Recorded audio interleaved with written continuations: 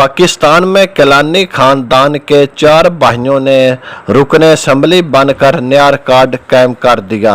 NA-148 Multan के ज़िमनी election में people party के उम्मीदवार सैयद अली कासम किलानी के कामयाब होने के साथ ही पाकिस्तान की तारीख का एक और मुनफरद रिकॉर्ड भी कायम हो गया है।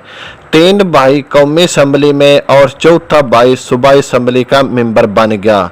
सैयद अली कासम के 2 भाई सैयद अली मूसा किलानी और सैयद अब्दुल कादिर किलानी कौमी असम्बली के मेंबर हैं, जबकि एक भाई सैयद अली हैदर किलानी पंजाब असम्बली के रुकन हैं।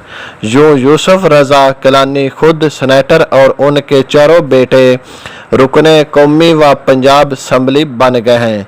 चेयरमैन सेनेट यूसुफ रजा किलानी के बेटे अली कासम किलानी ने NA-148 की सीट अपने वालिद की जानिब से इस्तीफे के बाद खाली होने पर दोबारा हासिल की है।